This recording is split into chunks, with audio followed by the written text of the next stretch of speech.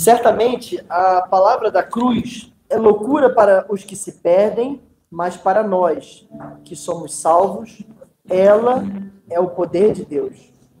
Pois está escrito: destruirei a sabedoria do sábio e aniquilarei a inteligência dos inteligentes. Você é sábio? Onde está o escriba? Onde está o questionador deste mundo? Não é fato que Deus tornou loucura a sabedoria deste mundo, visto que a sabedoria de Deus o mundo não conheceu por sua própria sabedoria. Deus achou por bem salvar os que creem por meio da loucura da pregação.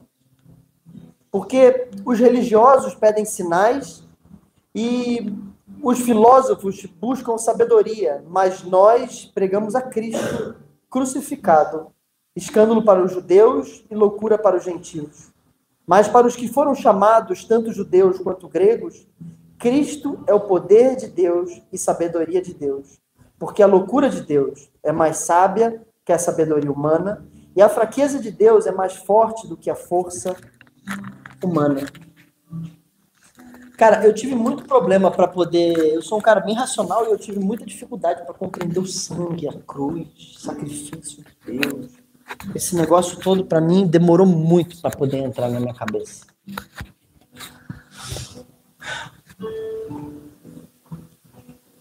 E eu confesso que até hoje, quando eu tento pensar um pouco mesmo assim, o sentido de um Deus morrer numa cruz para salvar uma humanidade, por que morrer numa cruz se ele podia só ter falado assim, sejam salvos, acabou, né? Não é verdade? Mas eu me sinto ofendido quando eu falo sobre esse tema. Eu sinto assim todas as partes dos meus neurônios na cabeça entrando em colapso. Tudo aquilo que para mim é lógico, tudo aquilo que para mim é tipo pragmático, tudo aquilo que soma um com o outro e explica o porquê das coisas, porque eu sempre fui assim, ó, de explicar o ipsis literi do porquê, da raiz, do motivo daquilo, assim, e para mim a física era o lugar onde eu encontrava tudo isso.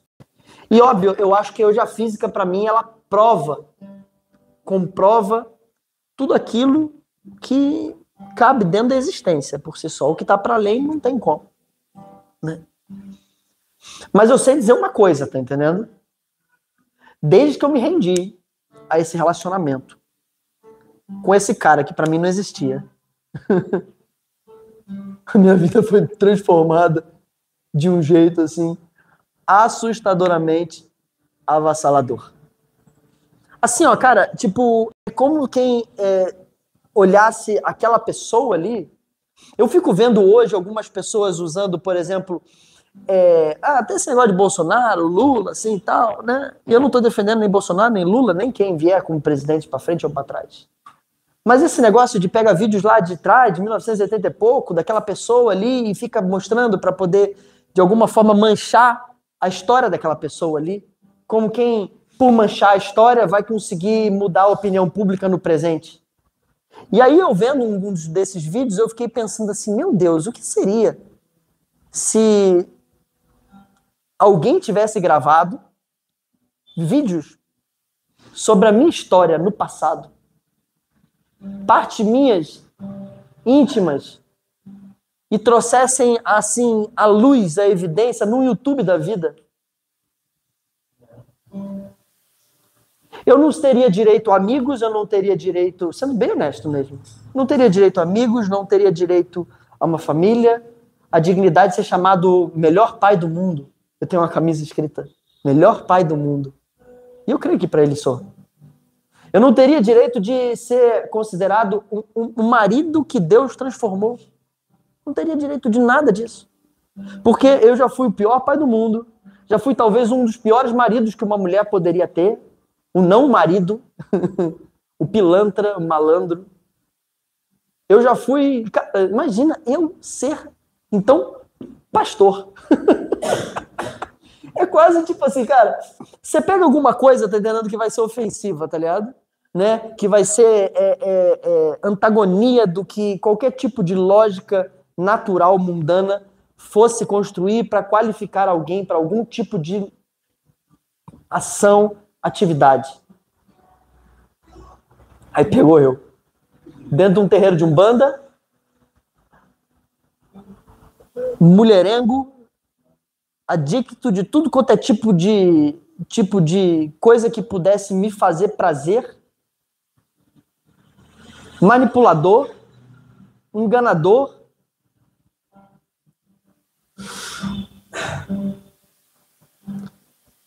Imagina. Sedutor. E aí, cara, vem Deus, entra na vida desse cara. E um cara que não servia para nada, só para trabalhar em prol do próprio umbigo, sonhar os seus próprios sonhos, fazer suas próprias vontades, gastar toda a sua energia vital na direção de realizar os intentos que haviam nascido no próprio ventre. Todos eles. Tudo. Até o que tinha aparência de bom, no final das contas, era só uma forma um pouco mais inteligente, cara, de me devolver ao lugar do centro. Aí vem Jesus, entra na minha vida de forma avassaladora. Não pela mensagem da cruz, mas pela mensagem da sua graça e do seu amor. Por causa da misericórdia. Favor imerecido que eu não merecia, não tinha nada que eu fizesse para poder convencer dele que eu merecia mais, e não tinha nada que eu tivesse feito na minha história que eu contasse para ele, que fizesse ele falar para mim: ah, mas isso te impede de viver. E aí, em 13 anos, o Senhor me transforma. E eu creio que vai me transformar até a eternidade. Antes estava na direção errada, como quem, ao caminhar, mais longe ficava. Agora na direção certa, que degrau após degrau, dia após dia, vou me tornando um pouco mais parecido com aquele que um dia me chamou. Oi? Tem um monte. Muito parecidos. E aí, cara, antes, inclusive, de ler a Bíblia, eu comecei a falar com o Senhor, cara. E aí, cara, meu coração começou a queimar com um nome bem comum. Fazer as coisas em nome do bem comum. E aí, o meu coração começou a arder, eu comecei a escrever diversas coisas sobre coisas que transformariam o motivo do trabalho, o motivo da vida, o motivo das relações, o motivo das coisas. Até que Jesus me convidou a começar a ler o livro que eu mais odiava. Porque eu achava que era uma ferramenta de manipulação, um livro de ignorantes, algo para um povo específico que foi usado para destruir a humanidade. E aí começo a ler essa parada aqui, e começo, cara, cada vez que eu lia, hoje você vai ver, minha Bíblia, cara, é tipo assim, ó, minhas Bíblias são tipo mais zoadas do que zoadas, tá ligado? Elas são lidas mesmo, tá ligado? É uma coisa interessante, é que assim, tem um cara que eu sigo, ele fala, ele explica a Bíblia, assim, né? Ele pega textos e explica. E aí ele fala muitas vezes assim que toda ateísta é analfabeto bíblico. Porque você pode ver que todo relato de ateu que leu a Bíblia se converteu. Tem uma banda cristã de rock que antigamente era uma banda ateísta. E aí o cara foi pegar a Bíblia para pegar coisas para poder falar o que eu dei em Deus e se converteu na Bíblia. E há alguns relatos de alguns ateístas que viraram estudiosos, que são estudiosos da Bíblia também. Mas o cara precisa de um esforço bem grande para apagar Deus da história. Né? Mas eu sei que desde o dia que eu me rendi a ele, falando, cara, parece uma loucura, não faz sentido nenhum para mim, mas se você é Deus mesmo, transforma minha vida, transforma minha história. E eu não estava nem escangalhado ao redor, nem achava que o que eu vivia era ruim. Achava que o que eu vivia era bom demais. Sabe qual é? Vamos viver isso pro resto da vida, que melhore cada vez mais. Sabe qual é? Mas um vazio que consumia e que não havia nada que colocasse ali dentro, que de fato tampasse. Na noite, dava aparência que, cara, na expectativa, principalmente no esquenta da noite, dava aparência, cara, que de alguma forma aquela vida iria resolver. Mas nos dias seguintes, nas semanas seguintes, dava certeza que parecia que nunca nada. E aí sempre uma expectativa atrás da outra, uma história atrás da outra, um plano cada vez maior que o outro, mais megalomaníaco, mais... E, cara, o Senhor sentou do meu lado e eu abri essa parada aqui, sem ir na igreja, e comecei a ler. E ele começou a falar no meu coração. E eu comecei a perceber que tudo aquilo que eu escrevia não era uma boa ideia nada, não era nada de alguém que eu tinha pensado, e que isso aí tudo já estava tudo escrito, e que já havia tudo isso sido compilado, organizado, em prol do bem comum. E, inclusive, tem uma frase exatamente desse jeito, em 1 Coríntios 12, que Deus deu os dons aos homens em prol do bem comum. 1 Coríntios 12, 7. Na NVI, principalmente, fala essa versão. Eu sei de uma coisa, gente, que o evangelho é loucura. Ele não é um caminho inicialmente lógico, natural. Não é mesmo? Mas para todos aqueles, cara, que estão sendo salvos, ele é o poder de Deus, cara. O evangelho é a boa notícia de que mesmo você tendo construído a sua vida na direção completamente contrária, mesmo que você tenha decidido viver de forma completamente independente, a partir das suas próprias forças, mesmo que você tenha acreditado que, sei lá, no que a sua criatividade teve capacidade de acreditar, Deus, sendo Deus, não é só Deus. Ele é Deus e ele é Pai, amigo, irmão. E esse sendo Pai, veio até nós para se colocar completamente no nosso lugar e falar assim, ó, é possível. É possível. Tá vendo tudo que você está dizendo aqui como ser humano não tem como? Habitado, cheio do Espírito, você consegue. Tudo aquilo que é impossível, naturalmente, cheio, se torna real. Sabe, a gente está falando de um tema que o nome do tema é Você Aprendeu a Amar. É uma pergunta que é dura, se você for honesto mesmo. Se você não for só leviano e ficar falando assim, aprendi a amar, assim, amar, o amor, e ainda mais se você virar falar que o amor é relativo, que o amor é isso, o amor é coisa... A verdade não é relativa. Eu posso ter minha opinião da verdade, você pode ter opinião da verdade, e a verdade mesmo é que aqui em 13 pessoas, 15 pessoas, podem ter 13 perspectivas diferentes da mesma verdade, ou de uma verdade. Isso ainda assim não faz a verdade deixar de ser a verdade. Eu posso crer no que for, eu posso pensar o que for, eu posso ter um argumento forte que for, a verdade vai continuar sendo verdade.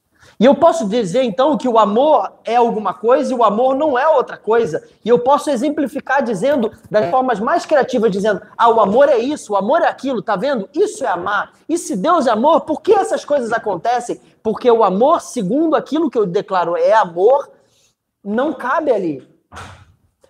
Cara, indiferente do argumento que eu dê, o amor vai continuar sendo aquilo que o amor é. Eu gostando ou não gostando. Tem uma coisa que é muito poderosa quando você olha a respeito do evangelho, e é bem estranho, e ele é bem diferente de várias outras religiões. O evangelho, ele tem um caráter transgeracional que, de alguma forma, todo mundo que diz ser cheio do Espírito Santo para de viver para si e começa a viver de verdade para os outros. vai diminuindo cada vez mais ter o seu próprio umbigo no centro e começa a ter os outros no centro. De tal maneira com que isso vai alterando a própria pessoa, vai alterando as suas relações e vai alterando a cidade. Não é todo mundo que diz, sigo o evangelho, que necessariamente vai viver isso.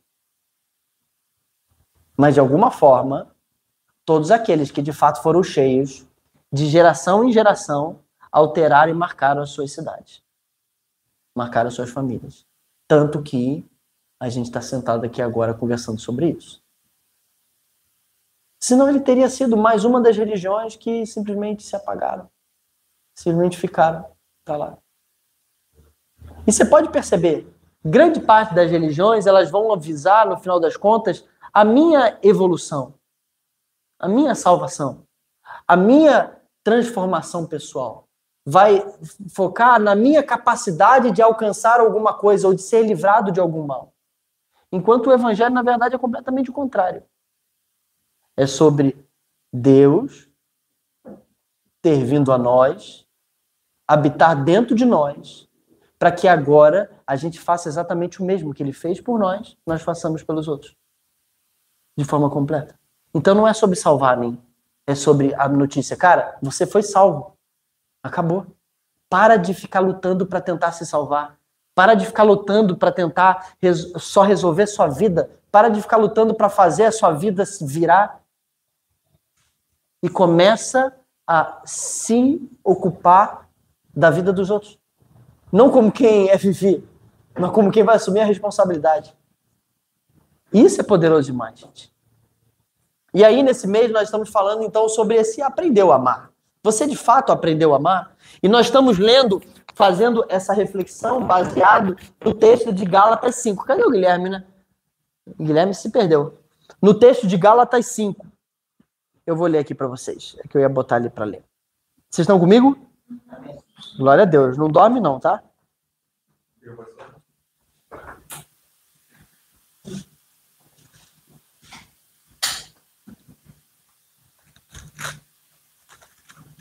Não precisa não, Lucas. Tá na boa? É? Fica em paz. Ó, Gálatas 5. Eu vou ler aqui para vocês. Gálatas 5, 22. Eu vou ler aqui, ó. Mas o fruto do Espírito é amor. Se você puder repetir comigo, o fruto do Espírito é amor. Cara, a coisa principal que acontece com alguém que se torna cheio de Deus, se de fato nasceu de novo, recebeu a semente de Deus, cara, com o tempo vai ser inevitável começar a amar de verdade. Logo, se tem anos que você é crente, se tem anos que você lê a Bíblia, fala com o Senhor, e você não tem capacidade de amar, tem uma coisa errada com você.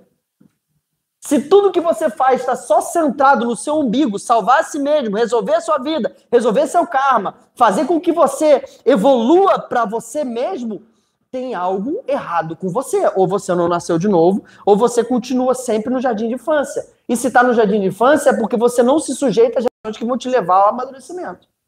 Porque o fruto do Espírito é amor, e só dá fruto uma árvore que, tendo sido plantada, é regada e amadurece até o tempo de dar fruto. E o fruto que é inevitável. Não é um fruto de tipo, eu vou amar aquela pessoa, eu vou amar o meu irmão. Não, irmão, é desejo.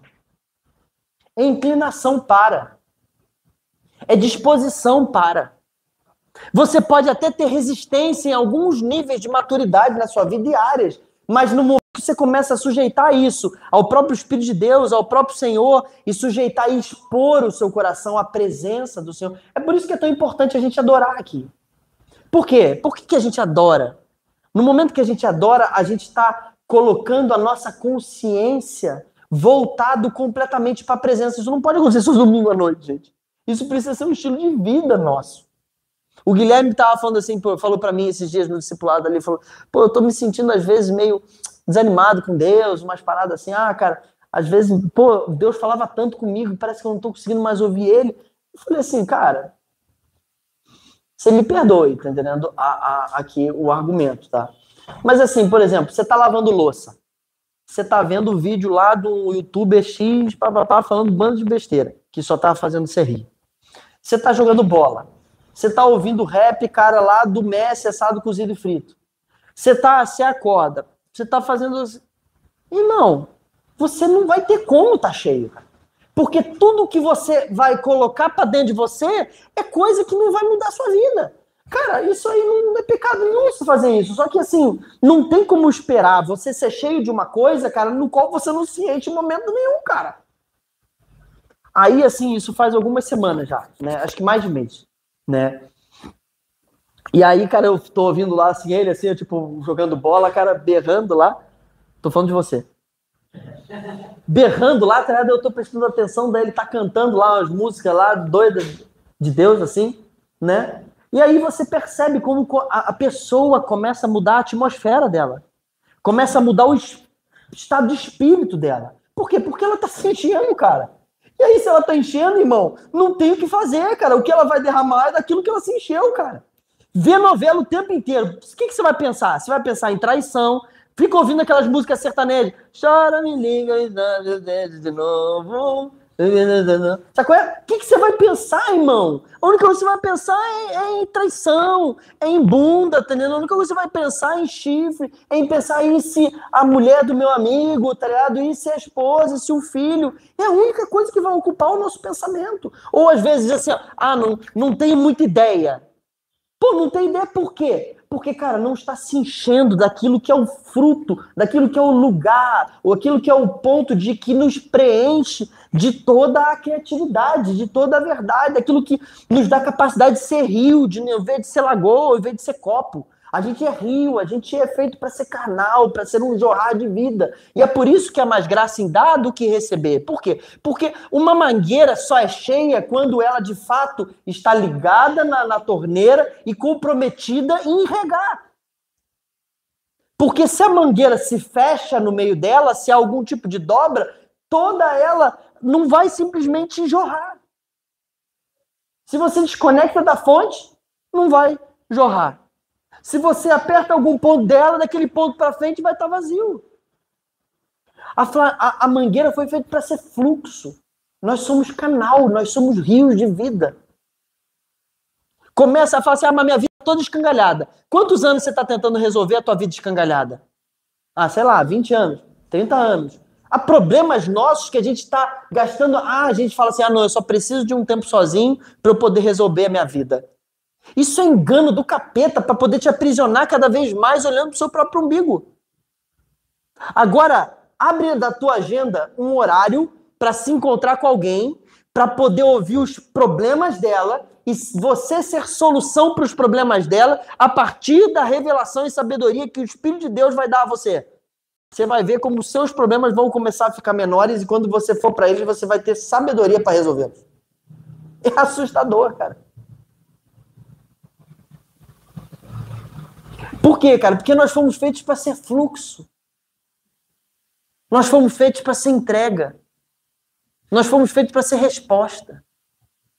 Nós não fomos feitos para ser o que retém.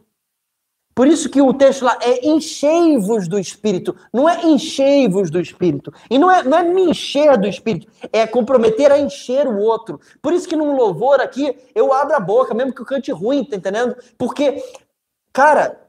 Não é poderoso quando as vozes começam aqui a ecoar? Não mexe no seu ser? Não parece que alimenta a sua alma? Agora, se dependesse só de você estar cantando, será que as pessoas ao redor estariam sendo cheias ou vazias? Da sua boca sai rio de Deus? Ou você está só vindo aqui e curtindo a vibe, esperando Deus te encher? Eu vou te dizer uma coisa. A chave para você ser cheio é você se comprometer a derramar, a entregar, a oferecer, a compartilhar. Deus dá semente àquele que planta, dá trigo àquele que moe e faz o pão, de maneira com que as pessoas ao seu redor deem graças a Deus por causa da generosidade na sua vida. Quanto mais generoso você for, mais fluxo de vida vai ter da sua vida para com a vida dos outros. E isso é poderoso demais, gente. Então nós estamos falando justamente sobre esse texto que ele diz aqui assim, ó, o fruto do Espírito é amor. Aí ele segue dizendo, Amor, alegria, paz, paciência, benignidade, bondade, fidelidade, mansidão e domínio próprio. São 9. Se puder, vamos repetir umas 3 vezes, tá? Aqui junto comigo, aqui, ó. Tá? O fruto do Espírito é... Aí vai lá comigo. Amor, alegria, paz, paciência, benignidade, bondade, fidelidade, mansidão, domínio próprio. Vamos lá de novo. O fruto do Espírito é amor, alegria, paz, paciência, benignidade, bondade, fidelidade, mansidão e domínio próprio. Uma última vez, hein? O fruto do Espírito é amor, alegria, paz, paciência, benignidade, bondade, fidelidade, mansidão e domínio próprio. De verdade, gente, isso aqui é um negócio que devia ocupar a nossa mente, no qual nós deveríamos ter isso decorado na nossa cabeça. Não é porque você vai ficar falando isso aqui vai gerar isso aqui em você, porque não vai. Mas você ter a consciência de que esse é o fruto do Espírito, tudo aquilo que você oferecer que não é fruto do Espírito vai apitar na hora em você. E aí você vai falar, opa, aqui tem uma febre. Tem alguma semente lá dentro de mim que não provém do Senhor. Tem alguma semente aqui dentro de mim que não é amor. Se não é amor, cara, é desamor. Se é desamor, é medo. Se é medo, é fruto daquele no qual é o pai de todo medo.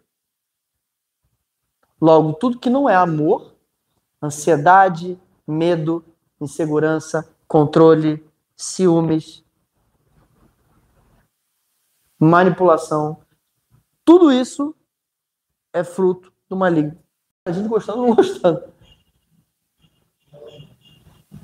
Logo, se ao apertar você, ao esbarrar em você, o que flui da sua vida é maledicência, é pensamentos ruins, é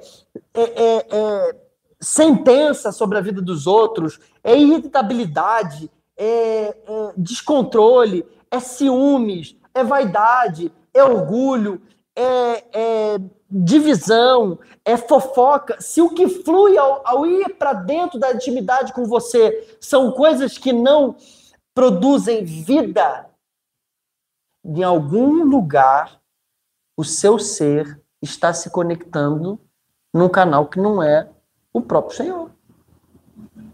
Óbvio, tendo nascido de novo, no início continua vindo muitas coisas. É como se fosse assim um copo cheio de água preta, e aí você começa, ele não vira esse copo, ele começa a encher de água limpa.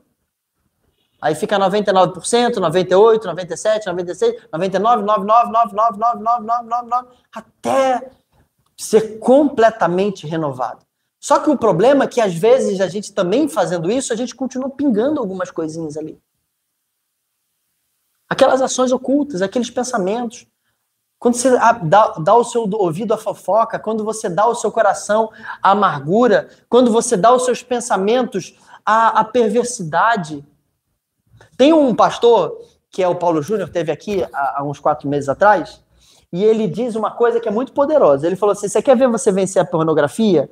Tem 2 jeitos. Um deles é, quando você olhar para aquela menina, tá ligado? Você pensa que talvez ela sendo filha de alguém, ela poderia ser sua filha. E ainda ela não sendo sua filha, tá entendendo? Ela é filha do mesmo pai que o seu. Logo, então, aquela menina ali, cara, que tá se prostituindo de evento numa cama pra você, é sua irmã.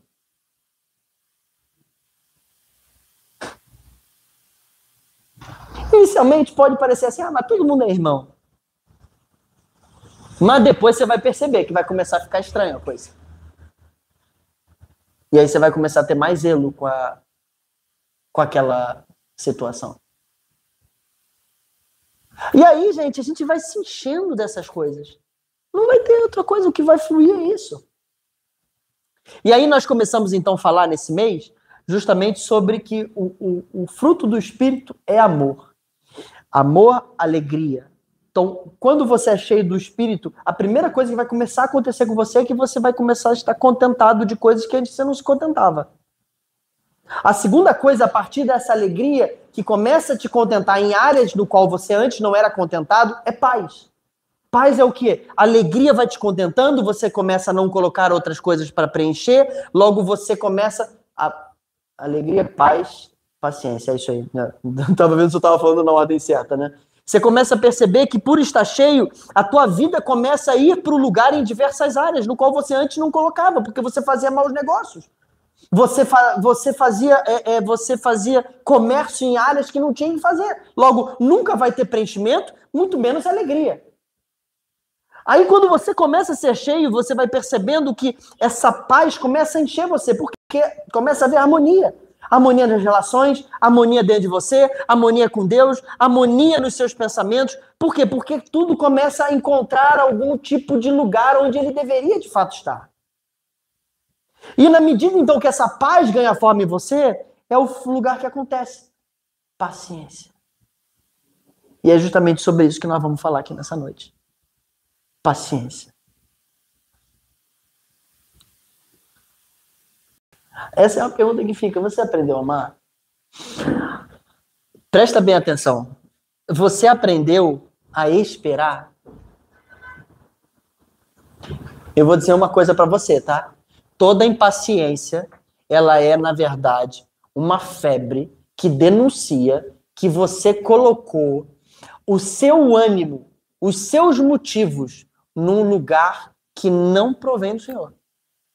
Que não provém daquele que é bom. Todo lugar onde não há paciência em você, todo lugar onde há algum tipo de falta de longanimidade em você, incapacidade de manter o seu ânimo contínuo, indiferente das circunstâncias externas, denuncia que dentro do seu coração você se moveu, você encontrou um motivo naquilo que não deveria ser. Seja bem honesto, você já perdeu paciência com alguém? Eu mesmo, irmão, eu era um dos caras mais impacientes. Se alguém pode falar assim, cara, algum tipo de impaciência... Irmão, eu já, na impaciência de tentar enroscar uma lâmpada dentro do bocal e não conseguir, tá entendendo? Eu cheguei ao cúmulo, cara, de deixar ela cair e dar um bico nela pra ela explodir na parede. Na minha impaciência, tá entendendo? Eu já peguei um aquecedor a óleo, daqueles dessa altura assim, ó, porque alguém tava me enchendo o saco, eu não queria esganar a pessoa, peguei o aquecedor a óleo diante da janela, taquei no segundo andar, na parede do lado. Do prédio do lado. Pum, caiu lá embaixo, cara.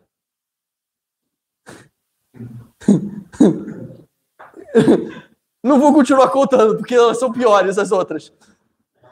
Mas nas minhas impaciências, gente, nas minhas crises de, cara, não ter os meus desejos resolvidos do jeito que eu gostaria de ter, as minhas expectativas resolvidas, contempladas daquilo que no tempo que eu queria, não ter as coisas acontecendo do modo que eu espero, me colocavam numa flor da pele que, cara, saia da minha frente, porque você vai sofrer a partir de agora. Pensa que coisa insuportável de viver, cara. Você tá louco. Aí você pode falar assim, mas eu não sou assim. Só que eu quero dizer uma coisa para você. Paciência também não é procrastinação.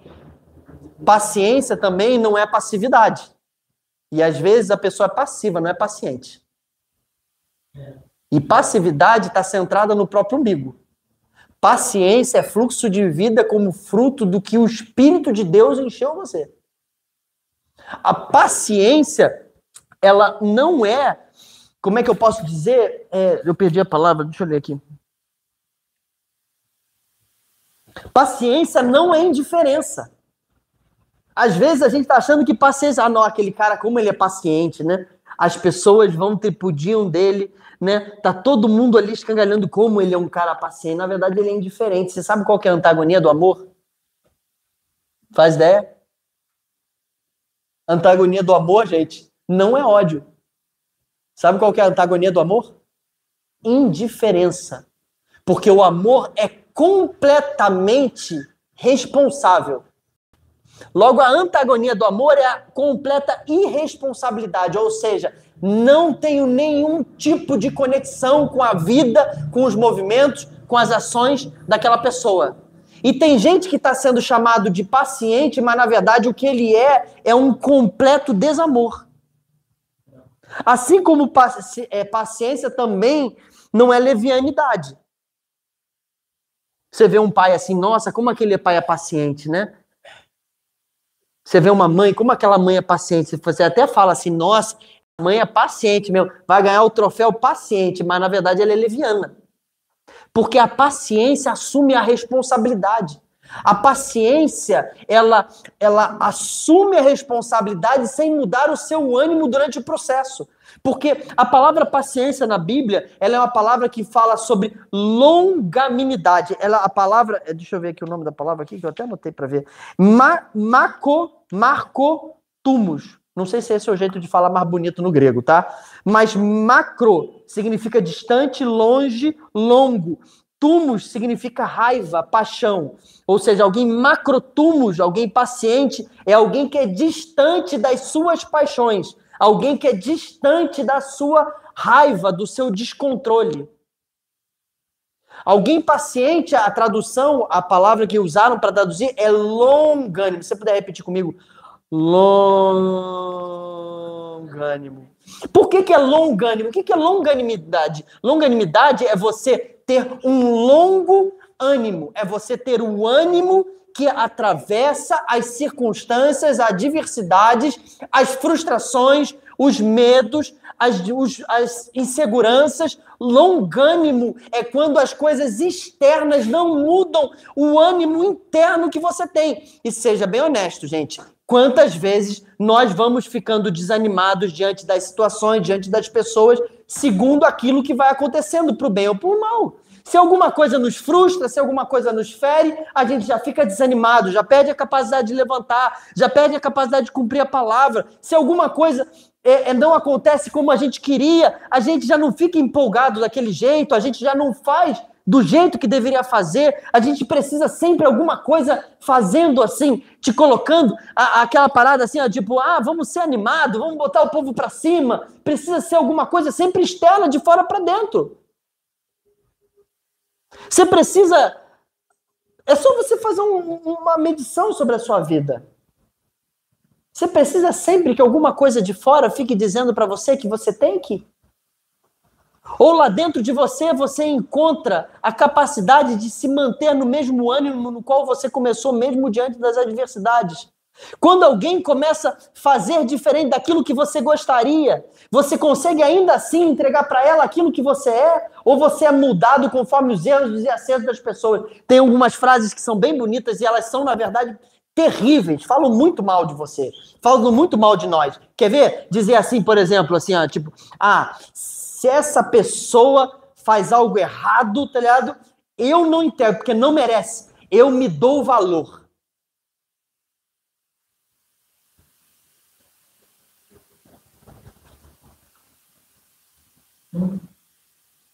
Quantas vezes, cara, a gente está entregando o controle da nossa vida para o certo e errado do outro? É só você pensar, se a pessoa fizer algo que merece, você entrega algo melhor ou algo pior? Se ela fizer algo que não merece, você entrega algo melhor ou pior? Logo, se o não merece faz mudar aquilo que você entrega e o merece faz mudar o que você entrega, você me perdoe dizer, tá entendendo? O teu ânimo não tá vindo de dentro, ele tá vindo de fora. Logo, quem controla as suas decisões é o outro. Não é verdade? Não precisa de Bíblia para explicar isso, é lógico. E quantas vezes a gente está entregando para os outros, em nome de uma boa filosofia, o controle da nossa vida? Imagina que escangalhadez, gente. Você tá louco, cara. Olha o que está escrito em Mateus 5. Isso aqui é muito poderoso. Vocês estão comigo, gente? Chegou a hora de acabar?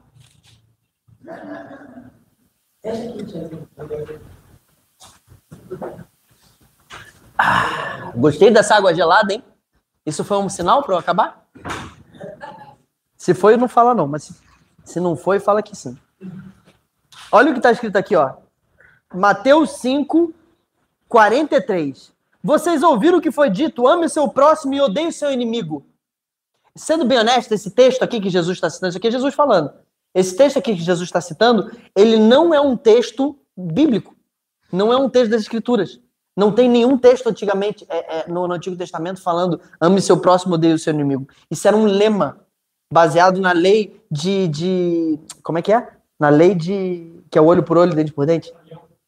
É a lei de Talião, não, mas tem uma outra que é antes dessa. Mas enfim, era baseado nesse estilo de pensamento pagão que você deve entregar para as pessoas conforme o erro e o acerto delas.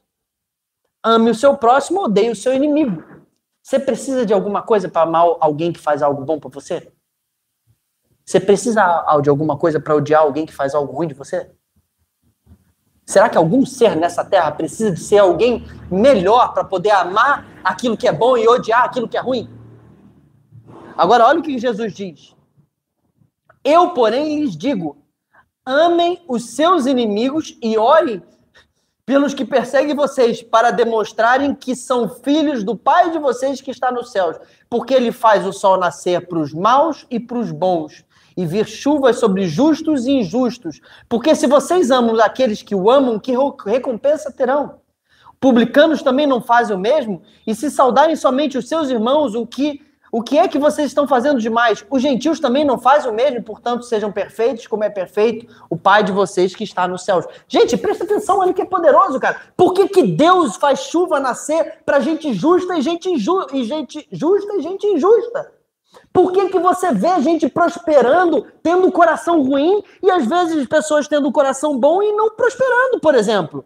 Por que as oportunidades elas estão oferecidas de igual modo para todos? Por um motivo muito simples, porque Deus não é alterado pelos nossos acertos e pelos nossos erros. Deus é simplesmente bom e justo e oferece isso para a plenitude da vida, indiferente do que nós fizemos ou deixarmos de fazer. E Ele está nos chamando para nós sermos assim como Ele é. E isso mostra que nós temos a mesma natureza do nosso Pai, que não é controlado pelos outros. Então, quando você ama alguém que é bom, e quando você odeia o seu inimigo, você está entregando na mão do seu inimigo o controle da sua vida. Logo, oferecer algo ruim para alguém que está fazendo algo ruim, oferecer irritação para alguém que está te irritando, você está dizendo para essa pessoa, você tem liberdade para controlar a minha vida. Você está falando para essa pessoa, ou melhor, isso está falando mais mal de você do que bem. Porque às vezes a gente enche a boca para dizer assim, tipo assim, essa pessoa não merece. Aquela pessoa merece. Percebe como é grave isso? Agora, pensando em longanimidade, por exemplo, Jesus foi a pessoa mais longânima que existiu na Terra. A pessoa mais paciente que existiu na Terra. Olha o que ele diz aqui. Olha que poderoso as coisas que ele diz aqui. Presta bem atenção. Olha que coisa louca. O Senhor é paciente com vocês, não querendo que ninguém pereça, mas que todos cheguem ao arrependimento. Olha o que está escrito em 1 João 1 ao 14. Quer botar lá, Gui? Consegue ser tiro rápido para colocar? 2 Pedro 3, do 8 ao 9. João 1. Olha o que está escrito em João 1.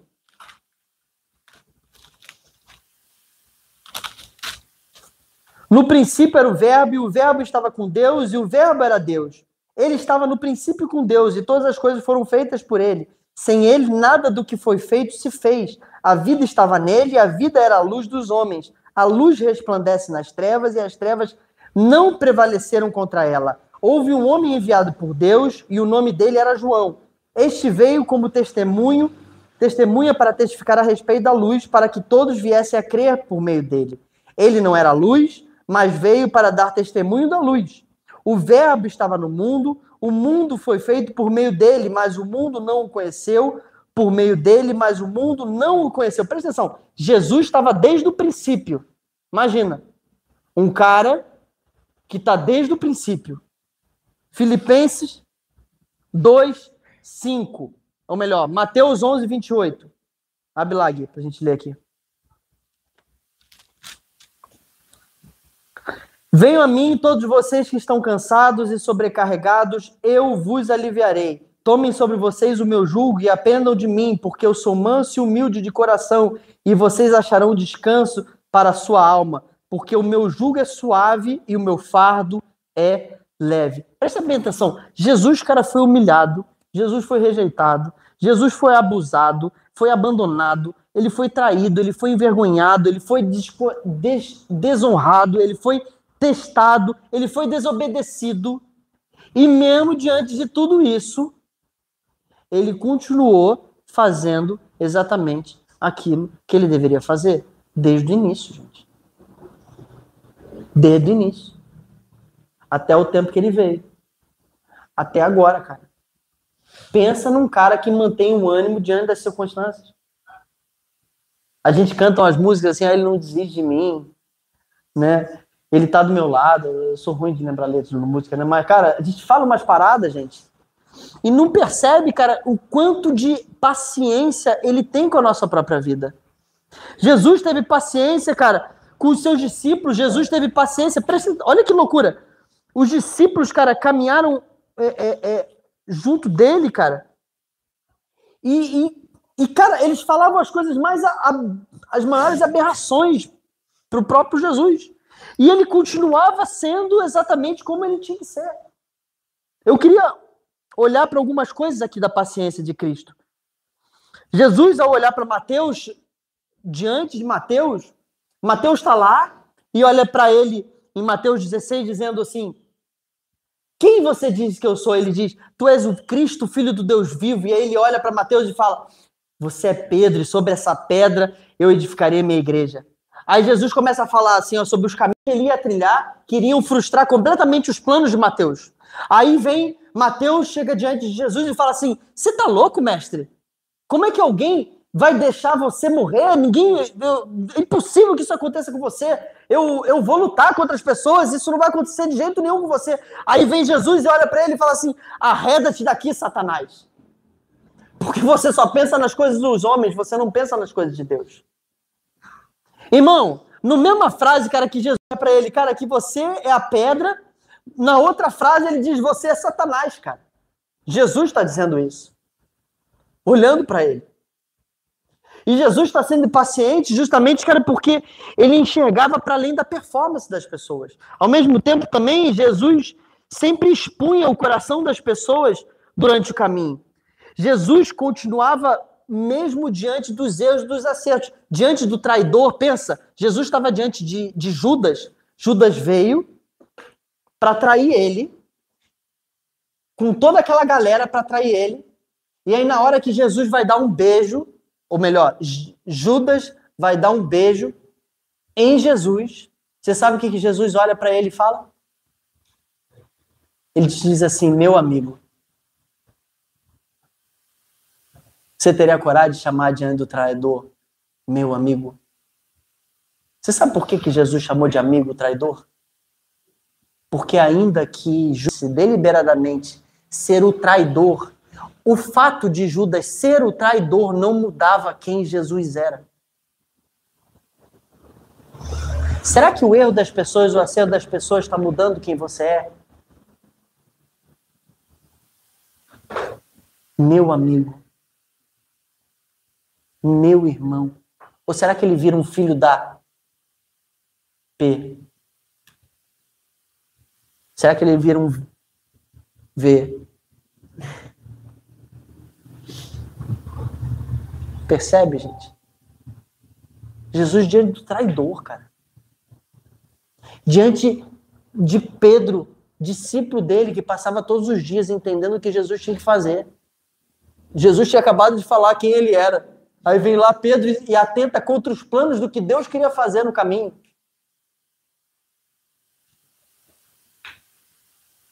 Jesus não está interessado nas suas respostas boas. Ele está interessado no seu coração, cara. Ele vai ver para além da sua performance.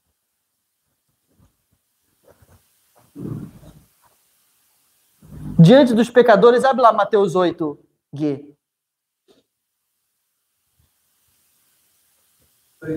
Mateus 8, 3. Quer dizer, João 8, 3.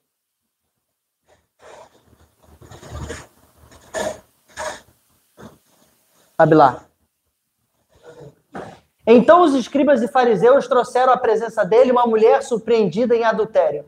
E fazendo-a ficar em pé no meio de todos, disseram a Jesus: Mestre, essa mulher foi surpreendida em flagrante adultério. Na lei de Moisés, nos ordenou que tais mulheres sejam apedrejadas, e o Senhor o tem a dizer. Eles diziam isso tentando para terem de que acusar, mas Jesus, inclinando-se, escrevia na terra com o dedo. Como eles insistiram na pergunta, Jesus levantou e lhes disse: Quem de vocês tiver sem pecado, seja o primeiro a tirar a sua pedra. Pode seguir. E inclinando-se novamente, continuou escrevendo no chão. Mas eles, ouvindo essa resposta, foram saindo um por um, a começar pelos mais velhos, até os últimos, ficando só Jesus e a mulher em pé diante dele. Levantando-se, Jesus perguntou a ela: Mulher, onde estão eles? Ninguém condenou você? Ela respondeu: Ninguém, Senhor. Então Jesus disse: Também eu não a condeno. Vá e não peque mais. De novo Jesus lhe falou, dizendo: Eu sou a luz do mundo. Quem me segue não andará nas trevas. Pelo contrário, terá a luz da vida. Então os fariseus lhe disseram: Você... Eu acho que eu segui lendo coisa demais. Volta ali. Pode voltar.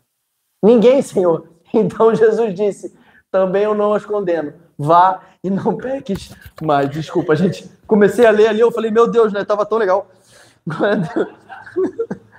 Cara, você já teve a experiência, por exemplo, de se ver andando mais devagar para não chegar num lugar, para dar tempo da pessoa que estava junto do teu lado repensar o que ela estava pensando? Ou talvez eu tive a experiência muitas vezes, talvez assim, ó, do carro tá dirigindo, né? E ter, cara, eu vou chegar naquele lugar e a conversa vai terminar ruim aqui. De eu tomar um outro caminho, mais longo, para poder permitir que aquela conversa no carro pudesse demorar um pouco mais e dar chance para ela talvez ir para outros lugares. Você já teve a experiência, por exemplo, de às vezes retardar algum tipo de coisa para que alguma pessoa repensasse um pouco do que deveria pensar? Ou de não sair tão rápido, ou de não abandonar tão rápido, de ficar fazendo hora, ficar lá dentro de você fazendo charme, para ver se aquela pessoa mudava de opinião. Já teve essa experiência? Olha o que está escrito em 2 Pedro. 2 Pedro, lê lá para mim, Gui. 2 Pedro 3. 3 do 8. 3:8. Mas há uma coisa, amados, que vocês não devem esquecer, que para o Senhor um dia é como 1000 anos e 1000 anos são como um dia. O Senhor não retarda a sua presença, ainda que alguns o julguem, a sua promessa, ainda que alguns a julguem demorada. Pelo contrário, ele é paciente com vocês, não querendo que ninguém pereça, mas que todos cheguem ao arrependimento. Presta atenção, cara. Muitas vezes, cara, o Senhor caminha uma segunda milha com a gente. Atrasa todos os planos, parece. Não realiza aquilo que deveria realizar. Não faz o que deveria fazer. Não deixa acontecer o que deveria acontecer. Só para que ninguém se perca, cara. Para que eu não me perca. Para que você não se perca. E é muito louco, ele mantém o mesmo ânimo diante do processo. E aí você fala assim: eu não preciso de você, e vai para lá. E aí ele vai demorando aquilo que deveria acontecer agora, não acontecendo. Pacientemente. Para que ninguém se perca. E você se arrependa. Eu me arrependo. Os outros se arrependem. Você sabe por que ele faz isso, cara? Por que ele não perde as estribeiras? Por que ele não fala assim: tá tudo uma porcaria, acaba com tudo? Por que ele continua sendo isso, cara? Sabe por quê? Porque ele não tá atrasado, cara. Sabe por quê, cara? Porque ele não tá com pressa, cara. A sua paciência fala mais dele do que fala do erro dos outros, cara. Jesus não fala com isso porque as coisas que estão acontecendo ao redor dele não definem quem ele é, cara. A segunda milha fala do encontro, fala da relação. Às vezes, você escolher trilhar um caminho mais longo. Você pode chegar mais rápido sozinho, só que a verdade é que ao chegar lá, muitas vezes vai estar faltando todos aqueles que você não teve capacidade de esperar caminhar, cara. E às vezes na sua pressa você está deixando outros para trás que deveriam estar junto com você. Jesus fala, se alguém, ali logo depois do inimigo, ele fala, se alguém te forçar a caminhar mais uma milha, caminhe 2. Você sabe por que ele oferece para caminhar a segunda milha? Ah, você vai me forçar a caminhar 1 milha? Eu vou caminhar não é 1 não, eu vou caminhar 2 com você. E não vou caminhar não só 2 não, na verdade eu vou caminhar talvez 3 junto com você. Sabe por quê, cara? Porque a milha é a oportunidade da relação, o lugar onde pode haver verdadeiro arrependimento. Quantas vezes, gente, nós estamos perdendo o ânimo, cara, porque aquelas pessoas que estão passando no nosso redor simplesmente não estão fazendo conforme o que queria, a gente queria que acontecesse. Mas Jesus foi diferente com os religiosos. Jesus revelava a condição deles, Jesus mostrava o caminho, mas também Jesus os envergonhava no meio deles. Mas também, diante dos acusadores, para eu terminar, em Lucas 23, olha lá, Gui, olha lá para 23, 34.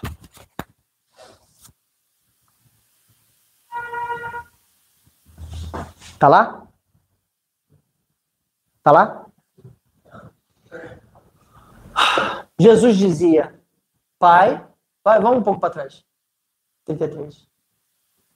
Quando chegaram ao lugar chamado Calvário, ali o crucificaram, bem como os malfeitores, um à sua direita, o outro à sua esquerda. Mas Jesus dizia, Pai, perdoa-lhes, porque não sabem o que fazem. Então, para repartir as suas roupas dele, lançaram sorte. O povo estava ali, observava tudo, também as autoridades zombavam e diziam, salvou os outros, então salve a si mesmo, se é de fato o Cristo de Deus o escolhido. Presta atenção, gente. Imagina, Jesus diante dos zombadores, diante dos acusadores, diante dos traidores, diante daqueles, cara, que ao olhar para ele não reconheciam nem ele como Deus. Ele olhando para essas pessoas e falando assim, perdoa eles, porque eles não sabem o que fazem. Pensa o tamanho dessa paciência. O cara crucificado, todo escalpelado, escarnecido, olhando para aqueles que escarneceram ele e falando assim, Pai, perdoa eles, porque eles não sabem o que fazem. E você sabe qual é a parada interessante? Que durante toda a história dos últimos 2000 anos, assim como Jesus, tem história de diversas pessoas, principalmente na Europa, que foram também queimadas vivas, crucificadas, foram completamente trucidadas. E durante esse processo, ao olhar para os seus malfeitores, ao invés de amaldiçoarem eles, dizia assim, Pai, perdoa eles. Eles estão fazendo isso, mas eles não têm a menor noção do que eles estão fazendo. Tem um cara, que é o Augusto Cury, que ele é um psicólogo, psiquiatra também? Não sei se é psiquiatra. É? Muito famoso no Brasil. E ele é muito bom, e ele era ateu. E ele decidiu fazer uma análise da inteligência de Cristo. Escreveu um texto como ele estava fazendo análise de Sócrates, análise de outros pensadores, assim. E ele decidiu fazer esse texto, analisando esse livro, analisando a inteligência de Cristo. E no primeiro livro é um livro bem assim de análise mesmo, né? E aí no segundo livro ele se converte. E ele faz uma frase que ele diz assim, cara, ou ele é o maior esquizofrênico do mundo, ou ele é o próprio Deus. Porque um cara na cruz, por exemplo, olhando para os seus malfeitores, mantendo o mesmo ânimo no qual ele começou a jornada, ou esse cara é Deus, ou ele é louco.